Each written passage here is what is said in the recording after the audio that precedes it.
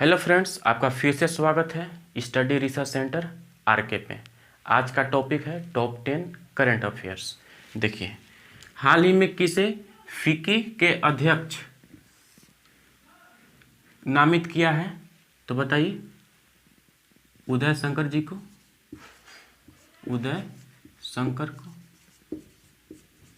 किसके स्थान पे? ये भी पूछ सकता है, किसके स्थान पे? तो संगीता रेड्डी के स्थान पे, संगीता रेड्डी के स्थान पर। मुख्यालय कहाँ है? मुख्यालय नई दिल्ली, मुख्यालय नई दिल्ली। स्थापना कब हुआ था?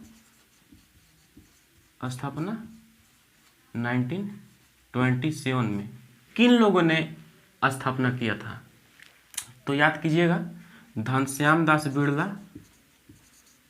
घनश्याम दास बिड़ला और ओम पुरुषोत्तम ने, ओम पुरुषोत्तम ने। ठीक है, ये बिल्कुल अपना दिमाग में बैठा लीजिए। एक पांचों पॉइंट में से किसी से भी आपको एग्जाम में पूछ सकता है। सेकंड आइए, निम्न में से किस राज्य में विश्व का सबसे बड़ा अक्षय ऊर्जा पार्क स्थापित किया जाना है? किस राज्य में? गुजरात के, गुजरात के कच्छ राज्य में। गुजरात के कच्छ नामक स्थान है, वहाँ पे। ठीक है, स्थान पर। भारत सरकार ने 2022 तक एक टारगेट रखा है कि हम 175 गीगावाट का बिजली उत्पादन करने के लिए। अब वो कहाँ कहाँ से करेगा? तो पहले करेगा ये सौर ऊर्जा से। कितना टारगेट है? 100 का, 100 गीगावाट का। इसके बाद ये करेगा पवन ऊर्जा से। पवन ऊर्जा से कितना? 60 का, 60 गीगावाट। इसके बाद ये करेंगे बायोगैस। बायोगैस है कितना? तो 10 गीगावाट। और मिला जुला के जो छोटी छोटी पवन चक्कियाँ जो होती हैं समुद्र के किनारे लगती हैं, उससे वो 5 गीगावाट का उत्पादन करेगा। टोटल 175 गीगावाट हो जाएगा। चलिए आगे देखते हैं कि हाल ही में इंटरनेशनल ओलंपिक कमेटी ने किस डांस को 2024 ओलंपिक में शामिल किए जाने की मान्यता दे दी है? क्या है? इंटरनेशनल ओलंपिक कमेटी किस डांस को? याद रखिए, ब्रेक डांस को, ब्रेक डांस को। ठीक है, इसकी मुख्यालय कहाँ है? मुख्यालय स्विट्जरलैंड, स्विट्जरलैंड के लुसाने में। ठीक है, लुसाने में। इसका हेड अभी कौन है? पूछ देता है एग्जाम में, याद रखिएगा, थॉमस बॉक। अगर पूछ दे कि भारत के शास्त्रीय नृत्य कौन कौन है एग्जाम में, तो भारत के शास्त्रीय नृत्य 8 हैं। आप याद करिए, केरल में कथकली और मोहिनीअट्टम, आंध्र प्रदेश में कुचिपुड़ी और भरतनाट्यम, आपका मणिपुर में मणिपुरी, उड़ीसा में उड़ीसी, असम में सत्रिया, और आपका उत्तरी भारत में कथक। याद रखिएगा, ये सब याद रहना चाहिए अपने आप। अब देखिए, हाल ही में केंद्रीय चिड़ियाघर प्राधिकरण में 37वीं बैठक में किन नए चिड़ियाघर की मान्यता प्रदान की है? केंद्रीय चिड़ियाघर प्राधिकरण की 37वीं बैठक किन दोनों चिड़ियाघर की मान्यता प्रदान की गई है? याद रखिएगा, पहला है आपका अशफाक उल्ला खान, अशफाक उल्ला खान। ये बहुत इम्पोर्टेंट क्वेश्चन है और इम्पोर्टेंट क्वेश्चन ही हम लिए हैं। अशफाक उल्ला खान चिड़ियाघर ये कहाँ पर है? याद रखिएगा, यूपी के गोरखपुर में, यूपी के गोरखपुर जिला में। दूसरा है राजगीर चिड़ियाघर, राजगीर चिड़ियाघर। ये कहाँ है? ये है आपका बिहार में, बिहार में। आगे देखते हैं कि हाल ही में जलवायु परिवर्तन प्रदर्शन सूचकांक 2021 जारी किया गया है। इस सूचकांक में भारत का स्थान क्या है? जरा आप लोग कमेंट बॉक्स में इसे लिखिएगा कौन सा स्थान है। इसमें बड़ा ट्विस्ट वाली बात है कि देखिए, पहला स्थान पे कोई नहीं है, दूसरों पर भी कोई नहीं है, तीसरा पर भी कोई नहीं है, और चौथा पे स्वीडन है। देखिए, अब आप लोग के मन में ये आता होगा कि भाई पहला दूसरा तीसरा पे क्यों कोई देश नहीं है? वो इसलिए नहीं है कि इसका जो पैमाना है, इसका पैमाना जो देश इस पर खरा उतरेगा, वो कोई भी देश मतलब इसका खरा नहीं उतर रहे हैं। तो ये पहला सेकंड थर्ड पे कोई नहीं है, चौथा पे स्वीडन है, और हमारा भारत देश का भी स्थान देख लीजिए। हमारा भारत देश 10वां स्थान पे है भाई साहब, भारत।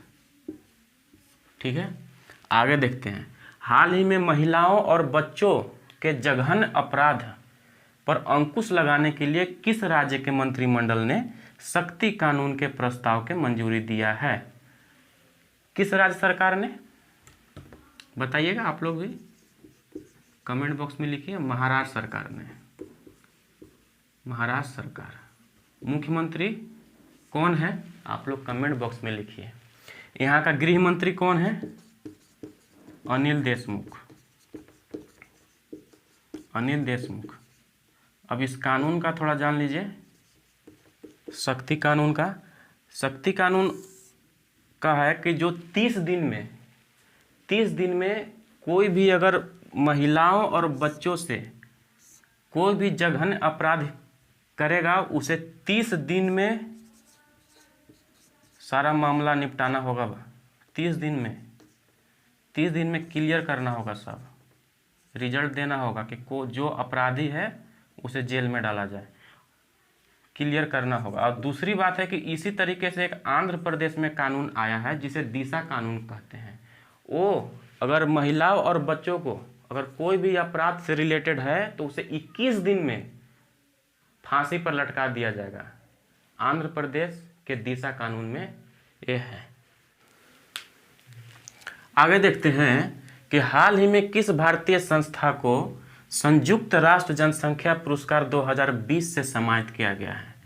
किस भारतीय संस्था को क्या पुरस्कार मिला है? संयुक्त राष्ट्र जनसंख्या पुरस्कार 2020। संस्था का नाम है, भारत का संस्था है, संस्था का नाम है हेल्पेज इंडिया, हेल्पेज इंडिया। अब एग्जाम में पूछ देता है कि इसका स्थापना कब हुआ था? आप लोग को याद रखना है 1978 में।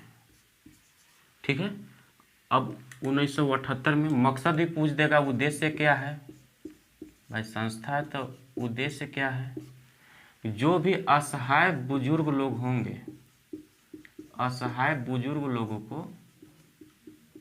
बुजुर्गों को सहायता प्रदान करना, सहायता प्रदान करना। ठीक है, याद कीजिएगा। नेक्स्ट क्या है? चर्चा में रही नूरी रॉकेट को किस देश से संबंधित है? यह वेरी इंपॉर्टेंट क्वेश्चन है। ये एग्जाम में 100% आने की संभावना है। रेलवे ग्रुप डी और एनटीपीसी, याद रखिए। चर्चा में रही नूरी रॉकेट को किस देश से संबंधित है?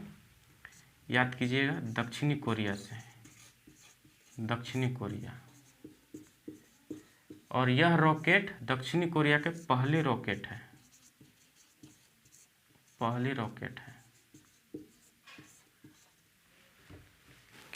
देखिए, Shri Dhanvantari generic medical store योजना किस राज्य से संबंधित है? क्या है? Shri Dhanvantari generic medical store योजना, इतना लंबा चौड़ा नाम है। किस राज्य से संबंधित है? छत्तीसगढ़ से, छत्तीसगढ़ से। लेकिन ये पूछ देगा एक और योजना है छत्तीसगढ़ में, याद रखिएगा। एक और योजना है और ये एग्जाम में आया हुआ है NTPC CBT 1 में कि महतारी दुलारी योजना, महतारी दुलारी योजना, ये भी छत्तीसगढ़ का ही है, दिमाग में बैठा लीजिए, छत्तीसगढ़ में है। भारतीय सेना 26 से लेकर 29 सितंबर 2021 तक कहाँ पर विजय सांस्कृतिक महोत्सव को आयोजन कर रही है? कहाँ पर? कौन सा विजय सांस्कृतिक महोत्सव है?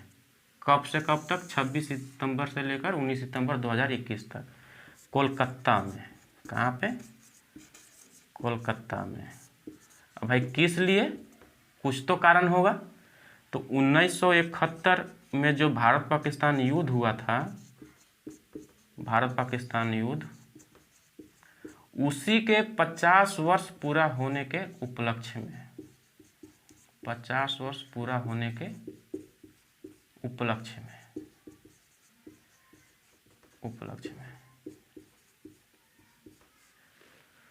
आप लोग को ये वीडियो पसंद आया हो तो प्लीज़ सब्सक्राइब करें। आप लोग वीडियो तो देख रहे हैं लेकिन सब्सक्राइब थोड़ा कम कर रहे हैं। लाइक करें और वीडियो को शेयर करें। और स्टडीज रिसर्च सेंटर RK पे पूरा कोर्स कराया जाएगा रेलवे ग्रुप D का और NTPC CBT 2 के।